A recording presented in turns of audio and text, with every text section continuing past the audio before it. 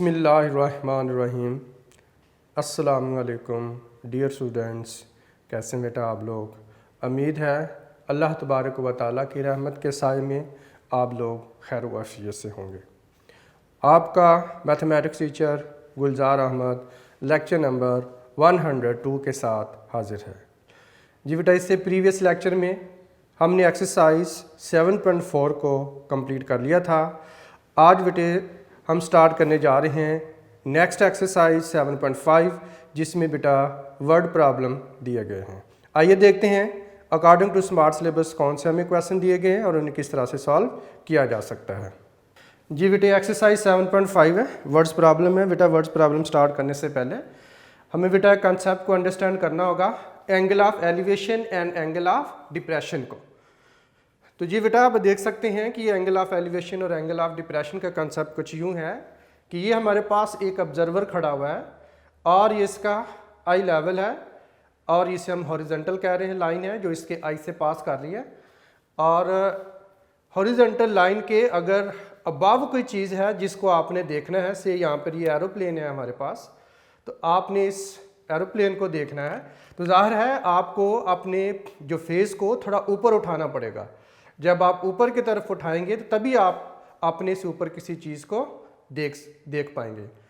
तो इस तरह से जब आप अपने चेहरे को ऊपर करते हैं यानी एलिवेट करते हैं तो जो हॉरिजॉन्टल लाइन है और उसके अबव जब आप चीज़ को देख रहे होते हैं तब आप आपके आई से लेकर उस ऑब्जेक्ट तक जो एक लाइन सेगमेंट बनती है इसके दरमियान में ये जो एंगल बनता है इसको हम बेटा बोलते हैं एंगल ऑफ एलिवेशन बेटा बोलते हैं। सिमिलरली अगर आप किसी ऐसी ऑब्जेक्ट को देखना चाह रहे हैं जो आपके लेवल से नीचे है, फॉर एग्जांपल कोई फर्श पे ज़मीन पे कोई चीज़ पड़ी हुई है, जैसे यहाँ पे डॉग खड़ा हुआ है, ये ऑब्जर्वर इसको अगर देखता है तो ज़ाहिर है इसको अपने आई जो लेवल है इसको डाउन करना पड़ेगा, यानी अपने फेस को नीचे करना पड़ेगा। अगर फेस को नीचे नहीं भी करता तो आप देखें, जब आप सामने स्ट्रेट खड़े हुए हैं और आप नीचे किसी चीज़ को देखते हैं तो आपके आई बॉल खुद ही इस तरह से नीचे की तरफ जो है वो घूम जाते हैं। तो इस तरह इसका मतलब है कि उस हॉरिजॉन्टल लाइन और आपकी आई से लेकर उस ऑब्जेक्ट के दरमियान में जो लाइन सेगमेंट बनती है और इनके बिटवीन में जो एंगल बनता है इसे हम कहते हैं एंगल ऑफ डिप्रेशन। तो एंगल ऑफ एलिवेशन बेटे कब बनता है? जब आप अपने लेवल से अबव किसी चीज़ को देखते हैं। और एंगल ऑफ डिप्रेशन कब बनता है? जब आप अपने लेवल से बिलो किसी चीज़ को देखते हैं। ठीक है बेटा, अब आई होप आपको इस एंगल ऑफ एलिवेशन और एंगल ऑफ डिप्रेशन के कॉन्सेप्ट की तो समझ आ गई होगी। अब आइए देखते हैं अगर इसको डिफाइन करने के लिए हमें कहा जाए तो फिर हम इसे कैसे डिफाइन कर सकते हैं। जी बेटा, एंगल ऑफ एलिवेशन है the angle between the horizontal line passing through the eye, ये हॉरिजॉन्टल लाइन है जो ऑब्जर्वर की आई से पास कर रही है, and the line segment from IE to the object A above the horizontal line, ठीक है, is called angle of elevation। इससे हम angle of elevation बेटा बोलते हैं। यानी कि ऑब्जर्वर की आई से पास करती हुई हॉरिजॉन्टल लाइन है और इसकी आई से लेकर ऑब्जेक्ट A जो कि अबव द हॉरिजॉन्टल लाइन है, इसके बीच में जो एंगल बनेगा इसे हम कहते हैं एंगल को एंगल ऑफ एलिवेशन। अब इस फिगर में ये जो हमारे पास एंगल है OEA, यानी OEA एंगल जो है वो हमारे पास एंगल ऑफ एलिवेशन है। तो अगर बेटा बोर्ड के पेपर में आपसे ये एंगल ऑफ एलिवेशन की डेफिनेशन पूछी जाती है तो ये आपने डेफिनेशन प्लस फिगर आप ड्रा कर देंगे और उसके साथ आपने बेटा ये लाइन लिख देनी है कि जो इस फिगर में कौन सा एंगल है जो एंगल ऑफ एलिवेशन है। आई थिंक आपको ये बेटा कॉन्सेप्ट समझ आ चुका होगा। नेक्स्ट हम देखते हैं हमारे पास एंगल ऑफ डिप्रेशन बेटा क्या है। एंगल ऑफ डिप्रेशन वो ये है कि ये हमारे पास बेटा हॉरिजॉन्टल लेवल है और हॉरिजॉन्टल लेवल से बिलो आप किसी चीज़ को देख रहे हैं। ठीक है, हॉरिजॉन्टल लेवल से बिलो किसी चीज़ को देख रहे हैं तो उस वक्त एंगल ऑफ डिप्रेशन बनेगा the angle between the horizontal line passing through the IE and the line segment from IE to the object B या D, कुछ भी आप ऑब्जेक्ट ले सकते हैं। आप ये चूंकि ये डॉग है D लिख दिया है, या आप इसको B कर सकते हैं, कोई भी ऑब्जेक्ट हो सकती है, या आप इसको D कर लें। ठीक है, object D below the horizontal line is called angle of depression. अब यहाँ पर इस फिगर में एंगल जो ओ ई डी है, ओ ई डी, और ये को नीचे की तरफ है, इसे हम कहते हैं ये एंगल ऑफ डिप्रेशन है। ठीक है बेटा, आई होप आपको एंगल ऑफ एलिवेशन और एंगल ऑफ डिप्रेशन की बेटा दोनों की डेफिनेशन समझ आ चुकी होगी, और इसकी डेफिनेशन को किस तरह अगर पेपर में आता तो कैसे लिखना है ये भी बेटा आपके सामने लिखा हुआ है। बुक में इस तरह से डायरेक्ट नहीं है कि अगर पेपर में आए तो बच्चे कैसे लिखें, इसलिए आपने ये बेटा दोनों डेफिनेशन नोट कर लेनी है और बहुत अच्छे तरीके से इनको याद करना है। जी बेटा नेक्स्ट हमारे पास एक्सरसाइज 7.5 है और इसमें क्वेश्चन नंबर है 1, find the angle of elevation of the sun if a 6 feet man cast a 3.5 feet shadow. तो आपने बेटा प्लीज़ अपनी बुक्स निकाल लीजिए, एक्सरसाइज 7.5 और क्वेश्चन को सामने रखिए, साथ साथ क्वेश्चन को भी पढ़ते जाइए, फिर उसके बाद आपको अच्छे तरीके से बेटा इसकी समझ आ पाएगी। एंगल ऑफ एलिवेशन आपने फाइंड आउट करना है सन का, if 6 feet man cast a 3.5 feet shadow. अब आप ये बात ज़हन में रखिएगा, तो सबसे पहले हमने बेटे डायग्राम ड्रॉ करनी होती है, और डायग्राम के लिए आप हॉरिजेंटल जो लाइन ड्रॉ करते हैं जो कि शो कर रहा है अर्थ सरफेस को या सी लेवल को, आगे क्वेश्चन आएंगे उसमें सी लेवल को, और इसके ऊपर कोई भी जो ऑब्जेक्ट है, जैसे आप कह लें मैन है खड़ा हुआ तो ये वर्टिकल लाइन होगी, कोई ट्री है तो वो भी वर्टिकल लाइन होगी, इसी तरह से कोई पोल है तो वो भी वर्टिकल लाइन होगी। तो इस तरह से हम ये ट्राइंगल बेटा बना लेते हैं। अब यहाँ पे ग्राउंड लेवल जो है यहाँ पे BC है वो 3.5 फीट है, और उसके बाद जो मैन है जो यहाँ पे खड़ा हुआ है उसकी हाइट कितनी है, 6 फीट है। अब यहाँ पे ऑब्जर्वर है पॉइंट B के ऊपर जो ऑब्जर्व करता है, और तो इसका जो सन का जो आप कह लें कि जो एंगल बनता है एंगल ऑफ एलिवेशन, और ये हमारे पास एंगल ऑफ एलिवेशन बनता है, और ये एंगल थीटा है, और ये कितना है ये हमने बेटा फाइंड आउट करके बताना है।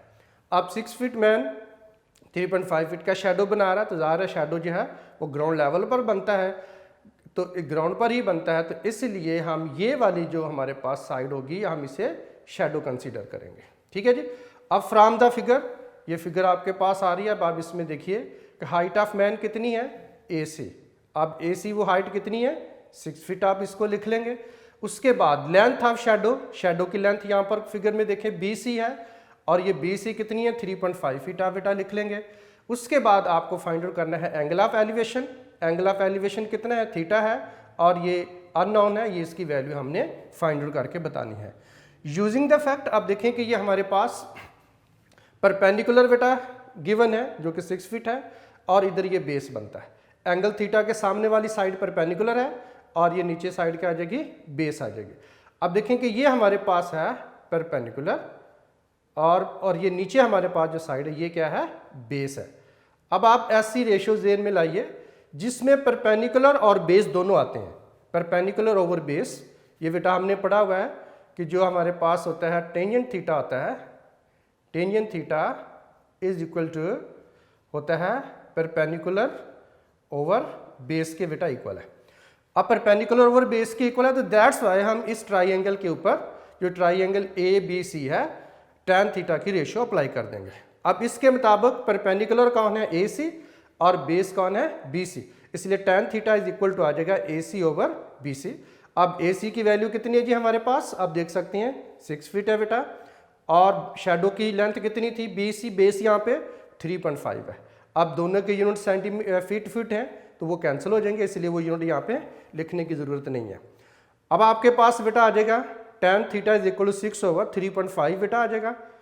अब आपने एंगल थीटा की वैल्यू फाइंड आउट करनी है, तो इसके लिए हम इन्वर्स का फंक्शन बेटा हमेशा अप्लाई करते हैं, तो ये आ जाएगा tan इन्वर्स, और ब्रैकेट में आपने लिखनी है ये जो वैल्यू 6 ओवर 3.5।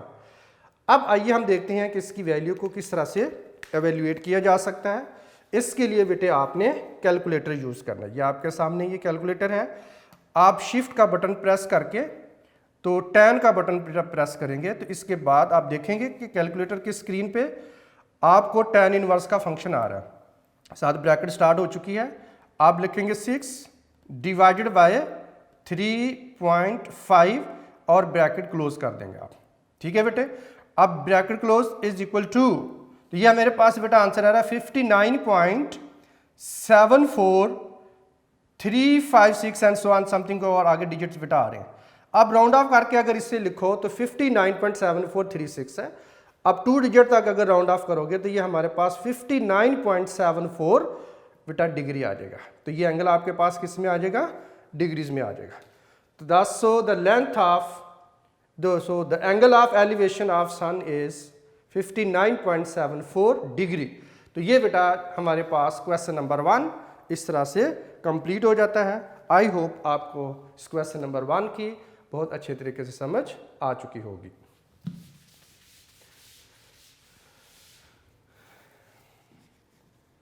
जी बेटा नेक्स्ट हमारे पास है क्वेश्चन नंबर है 3। A 20 feet long ladder is leaning against a wall. The bottom of the ladder is 5 feet from the base of the wall. Find the acute angle, mean angle of elevation the ladder makes with the ground.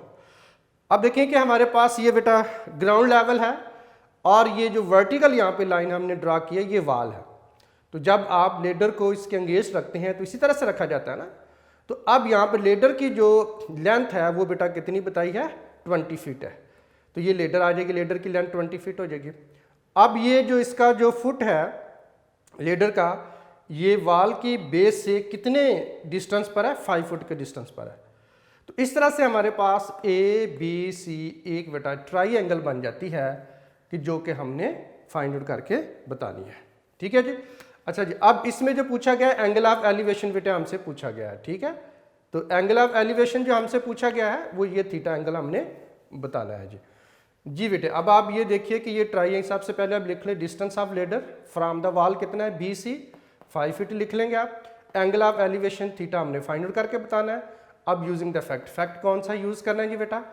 अब आप देखिए कि ये angle है हमारे पास और angle के सामने जो साइड होती है उसे हम कहते हैं ये परपेंडिकुलर है, और एंगल के साथ नीचे जो साइड है हमारे पास ये बेटा बेस है, और जो 90 डिग्री के अपोजिट साइड होती है वो हाइपोटेन्यूज है। अब जरा गौर कीजिए तो ये हमारे पास परपेंडिकुलर है, और परपेंडिकुलर ना तो हमें बताया गया है और ना ही हमसे पूछा गया है, तो इसलिए परपेंडिकुलर यहाँ पे साइलेंट रहेगा, इसका कोई रोल नहीं होगा। अब हमारे पास आप देखिए बेटा बेस 5 फीट बताया गया है और लेडर की बेटा जो लेंथ है वो 20 फीट बताई गई है। अब आप ऐसी रेशियो जहन में लाएंगे जिसमें बेस एंड हाइपोटेन्यूज दोनों आते हैं। अब वो हमारे पास बेटा जी बेस ओवर हाइपोटेन्यूज की जो रेशियो होती है वो होता है कॉस थीटा। तो इसलिए आप देखें, आप बता सकते हैं बिकॉज जो हमारे पास कॉस थीटा है वो होता है जी बेस ओवर हाइपोटेन्यूज के इक्वल होता है। तो दैट्स वाई यहाँ पर हम बेस की रेशियो जो कॉस की रेशियो बेटा अप्लाई कर देंगे। ठीक है जी, जिसमें बेस और हाइपोटेन्यूज दोनों आ रहे हैं। तो अब देखिए यहाँ पर बेस कौन है, BC, और हाइपोटेन्यूज कौन होगा, AB आ जाएगा, BC ओवर AB। तो cos theta is equal to आ जाएगा जी बेटे, cos theta is equal to 5 foot over 20 feet आ जाएगा। फुट के साथ आप कैंसिल कर लेंगे, 5 को 20 से डिवाइड कर लें तो 0.25 बेटे आंसर आ जाता है। तो आइए अब मैं आप डिवाइड करके दिखाता हूँ। 5 डिवाइडेड बाय आप ले लेंगे 20, तो ये बेटा जी हमारे पास आंसर आ जाएगा 0.25। तो 0.25 बेटा आ गया। अब हमने वैल्यू निकालनी है एंगल की, तो angle theta is equal to cos inverse आ जाएगा, और आगे आप लिख लेंगे 0.25 ब्रैकेट में। अब आइए इसको एवेल्यूएट बेटा कैसे किया जाता है। तो इसके लिए आपने ये करना है, शिफ्ट का बटन प्रेस करना है, उसके बाद बेटे ये cos का बटन आप प्रेस कर देंगे। cos इनवर्स आप देखेंगे स्क्रीन के ऊपर बेटा शो हो रहा है। अब ब्रैकेट स्टार्ट हो चुकी है, आप 0.25 लिखेंगे और ब्रैकेट को क्लोज कर देंगे। देन उसके बाद इज इक्वल टू का बटन पुश कर दें, तो ये बेटा आ जाएगा 75.5224, आगे कुछ और डिजिट्स भी बेटा आ रहे हैं। अगर इसको राउंड ऑफ करें तो ये बेटा हमारे पास बनता है theta is equal to 75.5 degree, और 75 डिग्री कंप्लीट है तो 0.5 डिग्री का मतलब होता है 30 मिनट। तो 1 डिग्री में 60 मिनट होते हैं। इस सेंस में आप इसको 75.5 डिग्री भी लिख सकते हैं, और 75 डिग्री और 0.5 की जगह पे आप 30 मिनट भी लिख सकते हैं। तो बुक में दोनों ही आंसर लिखे हुए, दोनों में से कोई भी बेटा एक लिखा जा सकता है। ठीक है, दस angle of elevation is 75.5 degree. ठीक है जी बेटा। आई होप आपको ये वाला बेटा जो क्वेश्चन है ये भी अच्छे तरीके से समझ आ चुका होगा। अब आइए देखते हैं नेक्स्ट क्वेश्चन।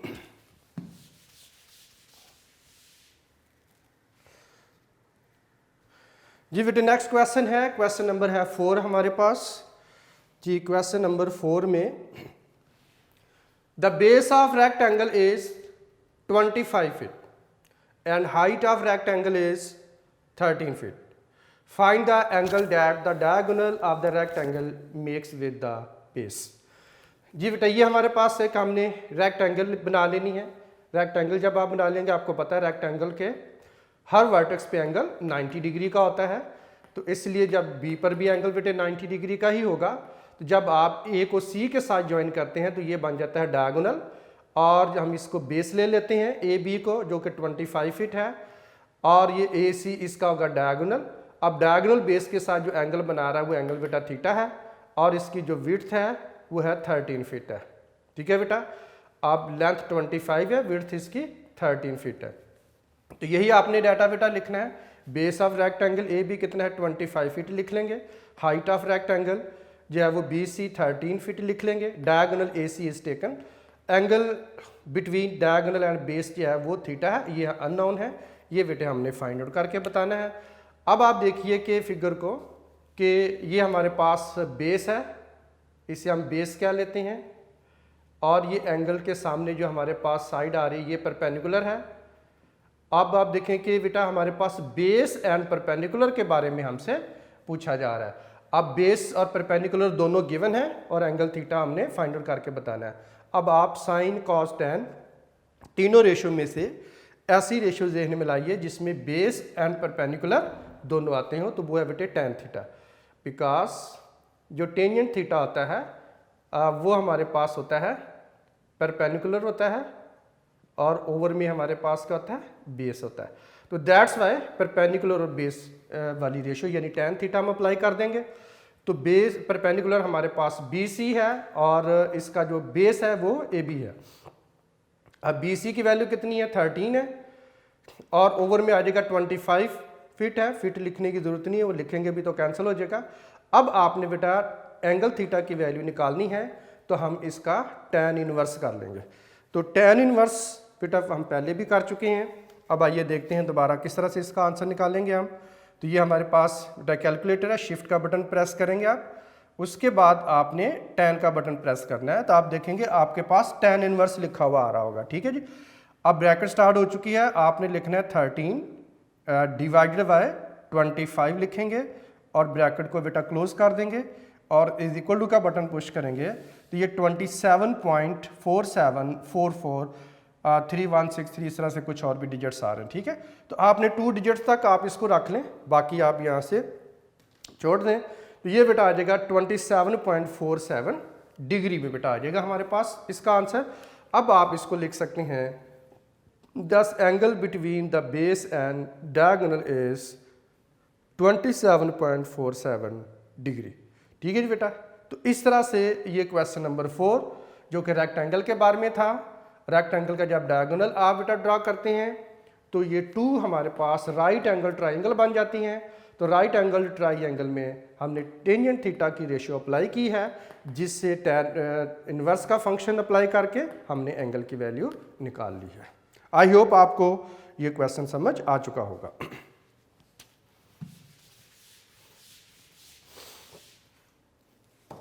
जी बेटा नेक्स्ट हमारे पास है क्वेश्चन नंबर है 8। A road is inclined at an angle of 5.7 degree. Suppose that we drive 2 miles up this road starting from sea level. How high above sea level are we? जी बेटा इसमें हमें ये देखना है कि एक रोड है, ये सी लेवल है और सी लेवल यहाँ पे बेटा हॉरिजॉन्टल लाइन से शो किया गया है BC से, और इसके ऊपर एक रोड है जो कि इंक्लाइंड है 5.7 डिग्री एंगल के साथ और ये ऊपर की तरफ बेटे जा रहा है। तो अब आप देखिए 2 माइल्स जब डिस्टेंस कवर कर लिया तो अब आपने बताना है कि हम सी लेवल से कितनी हाइट पर पहुंच चुके हैं। जी बेटा ये हमारे पास 5.7 डिग्री एंगल है और एंगल के सामने जो साइड होती है आपको पता है हम परपेंडिकुलर लेते हैं, और ए बी यहाँ पर बेटा हमारे पास 90 डिग्री के अपोजिट है जिससे हम हाइपोटेन्यूज ले रहे हैं। तो अब आप ऐसी पहले तो डायग्राम आप ड्रा कर लेंगे इस तरह से, और उसके बाद आप ये लिखेंगे from the figure distance covered on the road measurement A B कितना है 2 माइल्स का है, और एंगल ऑफ इंक्लिनेशन जो angle theta is equal to कितना है 5.7 डिग्री है। हाइट फ्रॉम सी लेवल कितना है मेजरमेंट ए सी, और ये बेटा अननोन है, ये हम फाइंड आउट करके बताएंगे हाइट कितनी है। अब फैक्ट आपने यूज़ करना है। अब देखिए फैक्ट कैसे यूज़ होगा, साइन कॉस टैन की बेटा जो रेशियोज है हमारे पास, उनमें से आपने ये देखना है कि ये परपेंडिकुलर हमसे पूछा गया है और हाइपोटेन्यूज हमें गिवन है और एंगल भी गिवन है। तो ऐसी रेशियो आपने बेटा माइंड में लानी है, उसको जो आप ज़हन में लाइए कि जिससे जो परपेंडिकुलर और हाइपोटेन्यूज को इन्वॉल्व करती है। डेफिनेटली वो रेशियो कौन सी है, sine theta is equal to perpendicular over hypotenuse होता है, तो दैट्स वाई इसमें साइन थीटा की रेशियो अप्लाई होगी। अब आप देखिए कि sine theta is equal to perpendicular यहाँ पर कौन है ए सी, और हाइपोटेन्यूज कौन है ए बी, तो ए सी ओवर क्या आ जाएगा ए बी। अब उसके बाद थीटा की जगह पे आपने वैल्यू पुट कर देनी है 5.7 डिग्री, और ए बी की जगह पे पुट कर देंगे 2, ये 2 माइल्स था, ठीक है बेटे। अब 2 इधर डिवाइड हो रहा है, उधर जाकर क्या हो जाएगा मल्टीप्लाई। तो in this way we will get measurement A C is equal to 2 times sine of 5.7 degree. जी बेटा अब आपने कैलकुलेटर को यूज़ करते हुए इनकी बेटा वैल्यू निकालनी है। तो ये हमारे पास बेटा आ जाएगा 2 टाइम्स 2 इंटू, अब आप लिखेंगे साइन, और साइन जब आप बटन प्रेस करेंगे तो ब्रैकेट्स बेटा स्टार्ट हो चुकी होगी, तो अब आप लिखेंगे 5.7 degree and then bracket close कर दें इज इक्वल टू, तो ये बेटा मेरे पास आंसर आ रहा है 0.19863 एंड सो ऑन समथिंग, कुछ और नंबर आ रहे हैं, ठीक है जी। अगर इसे हम राउंड ऑफ करते हैं तो ये बेटा हमारे पास आ जाता है 0.199 माइल बेटे आ जाता है। Hence we are at the height of 0.199 miles from sea level, ठीक है जी बेटा। तो इस तरह से 0.199 miles from the sea level, इस हाइट पर बेटा हम इस वक्त मौजूद होते हैं, ठीक है। आई होप आपको क्वेश्चन नंबर 8 अच्छे तरीके से समझ आ चुकी होगी।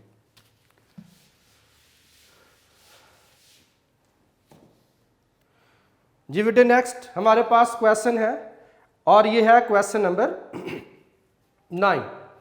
At a television antenna of 8 feet height is located on the top of a house.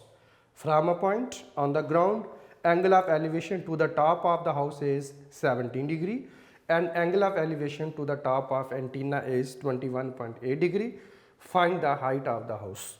तो आपने बेटे इस हाउस की हाइट बतानी है कितनी होगी। तो इस तरह से बेटा ये सूरत कि ये हमारे पास एक हाउस है, ये एक हाउस है आप देख रहे हैं, और इसके ऊपर जो है ये एक एंटीना लगा हुआ है, टेलीविज़न एंटीना है, और इस तरह से ग्राउंड लेवल के ऊपर, ये ग्राउंड लेवल है जिसे आप हॉरिजॉन्टल लाइन से बेटा शो कर लेंगे, ठीक है। और इसके ऊपर ये एक पॉइंट है बी, इस पॉइंट से एक ऑब्जर्वर खड़ा हुआ, जब आप इस हाउस की टॉप को देखते हैं, वो ऑब्जर्वर इस हाउस की टॉप को देखता है, तो उस वक्त जो एंगल ऑफ एलिवेशन बनता है वो बनता है 17 डिग्री। अब वही ऑब्जर्वर अब एंटीना की टॉप को देखता है, जब एंटीना की टॉप को देखता है तो जाहिर है अब उसे थोड़ा सा एंटीना जो कि ऊंचा होता है, ये जो है वो घर की छत है, छत के ऊपर एंटीना लगा हुआ है, उसको और थोड़ा हाइट पे देखना है तो और अपने चेहरे को उठाना पड़ेगा, तो एंगल एलिवेशन थोड़ा बढ़ जाएगा और वो होगा 21.8 डिग्री बेटा बन गया है, ठीक है जी। अब इस एंटीना की जो हाइट है यहाँ पर वो है 8 फुट है। आपने ये बताना है कि ये इस हाउस की हाइट कितनी है। तो सबसे पहले बेटा आपने डाटा लिख लेना है। फ्रॉम द फिगर आप देखिए distance of point from the house measurement BC है। अब ये BC कितना है, अननोन है, हम इसे x कह लेते हैं। हाइट ऑफ द हाउस कितनी है, मेजरमेंट AC है यहाँ पर इस फिगर के मुताबिक, तो AC है तो वो h हमने फाइंड करके बतानी है।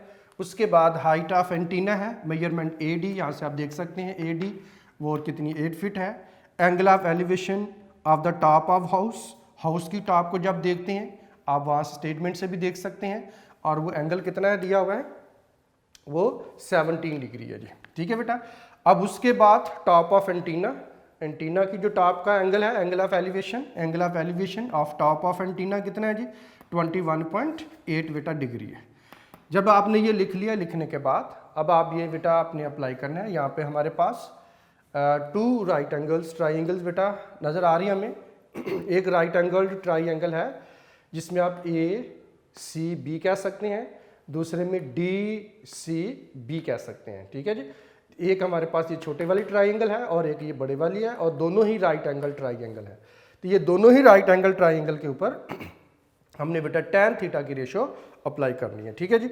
आप tan थीटा की रेशो जो अप्लाई करते हैं तो tan थीटा हमारे पास किसके इक्वल होता है, tan theta is equal to होता है परपेंडिकुलर ओवर बेस के बेटा इक्वल होता है।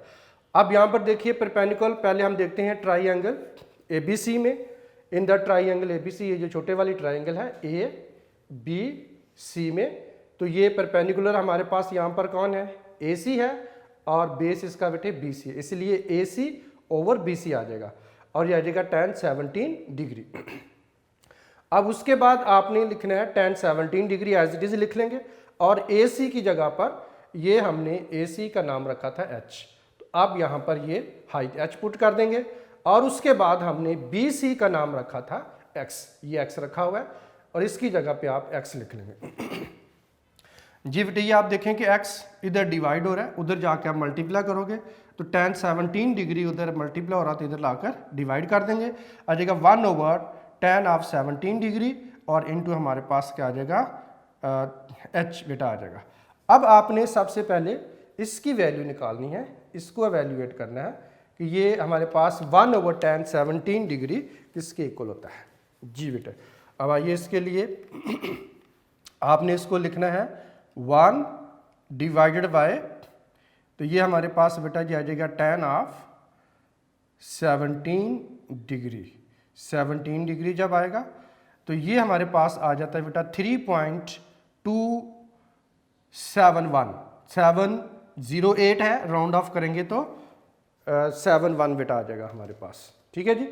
तो इस तरह से इतने पोर्शन को एवेल्यूएट करेंगे तो ये x इज इक्वल टू आ जाएगा 3.271 इंटू हाइट h, और ये हमारे पास बेटा आ जाएगी, ये इक्वेशन नंबर क्या होगी 1 होगी, ठीक है। अब इस इक्वेशन नंबर 1 को मैं यहाँ पे लिख लेता हूँ, ये x इज इक्वल टू 3.271 है, और इनटू हमारे पास है ये हाइट h है, और ये इक्वेशन नंबर 1, ये रिजल्ट हमने बना लिया है, ठीक है बेटा। आई होप आपको यहाँ पर tan थीटा के अप्लाई करने की समझ आ चुकी होगी।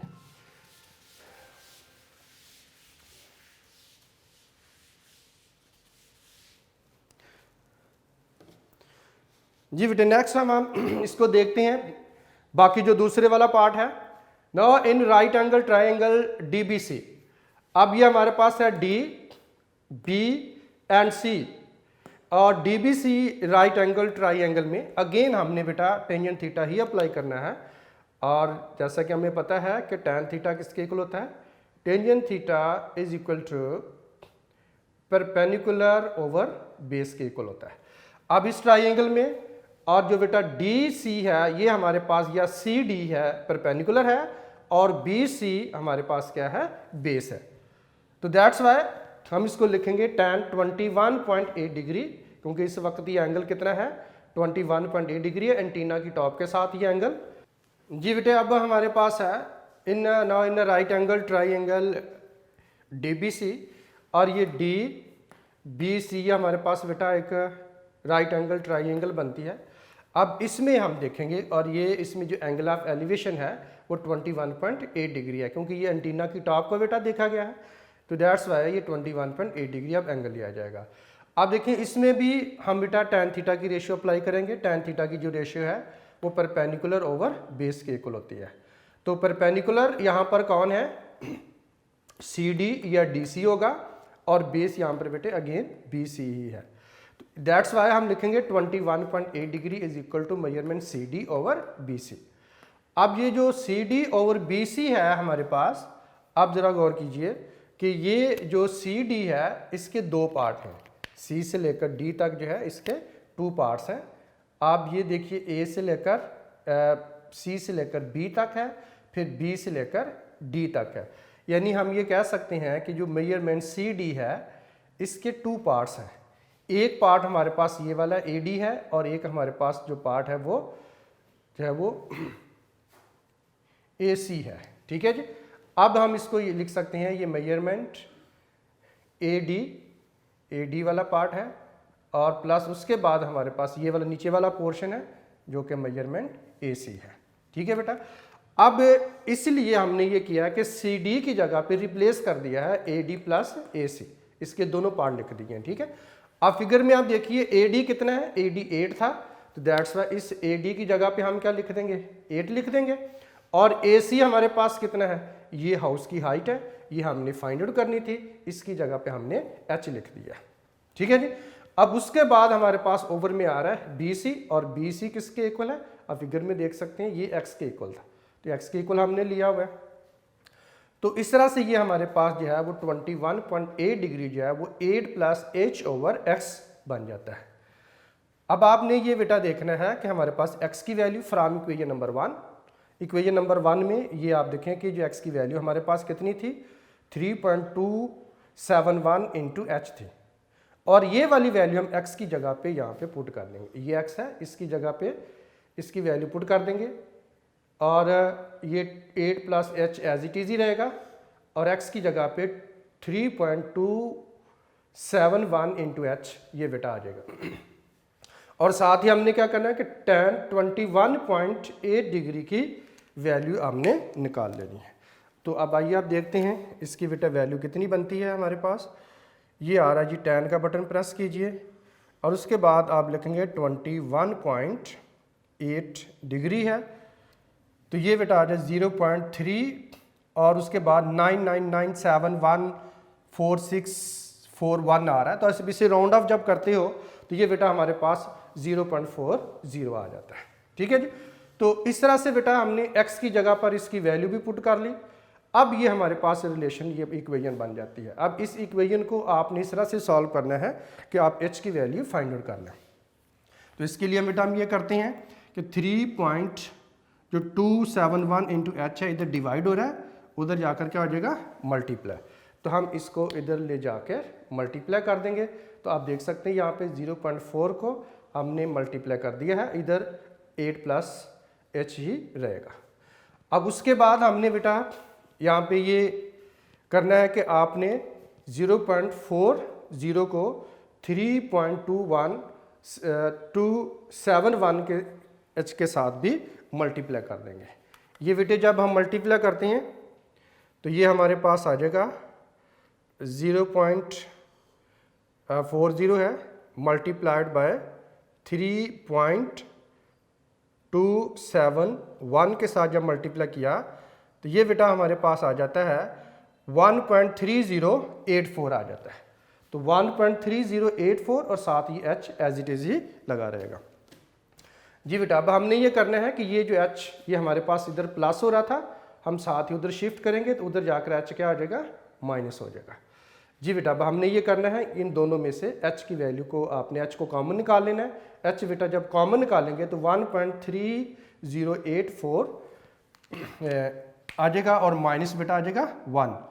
अब आपने इस वैल्यू में से 1 को जब माइनस किया तो 1 कैंसिल हो जाएगा, 0.3084 इंटू एच रह जाएगा। अब जी बेटा जब हमारे पास आ गया, हमें एच की वैल्यू चाहिए थी, तो ये हमने ये करना है कि अब 8 इधर है, 0.3084 उधर मल्टीप्लाई हो रहा है, इधर लाकर क्या कर देंगे, डिवाइड कर देंगे। जब डिवाइड करेंगे तो ये वाला स्टेप बेटा हमारे पास बन जाएगा। अब आपने कैलकुलेटर लेना है और कैलकुलेटर के साथ आपने बेटा इसको डिवाइड कर देना है। ये आ जाएगा 8 डिवाइडेड बाय 0. और ये हमारे पास आ जाएगा 3084 और आपने इक्वल का बटन बेटा पुश करना है तो 25.94 0 और आगे और डिजिट भी आ रहे हैं, इसे राउंड ऑफ करेंगे 2 डिजिट्स तक तो ये बेटा हमारे पास आ जाएगा 25.94 फीट आ जाता है। ठीक है जी बेटा। So the height of the house is 25.94 feet हो जाती है। अगर इसे राउंड ऑफ करें तो अप्रॉक्सीमेटली ये बेटा 26 फीट के करीब हो जाती है हाउस की हाइट। ठीक है, तो इस तरह से ये जो क्वेश्चन बेटा हमें दिया गया था और इसको हमने इजीली सॉल्व कर लिया है। आई होप कि आपको बेटा इसकी समझ आ चुकी होगी और कोई प्रॉब्लम नहीं आई होगी। तो आपने बेटा अब इसको अच्छे तरीके से प्रैक्टिस कर लेना है। जी बेटा, आज हमने एक्सरसाइज 7.5 को बेटा कंप्लीट कर लिया है। अकॉर्डिंग टू स्मार्ट सिलेबस जो क्वेश्चन हमें दिए गए थे वो हमने मुकम्मल कर लिए हैं। अब आपने अच्छे तरीके से प्रैक्टिस कर लेनी बेटा। आज के लिए इतना ही है, मिलते हैं बेटा नेक्स्ट लेक्चर में। तब तक के लिए मुझे इजाज़त दीजिए। अपना बहुत सारा ख्याल रखिएगा। Take care. अल्लाह हाफिज़।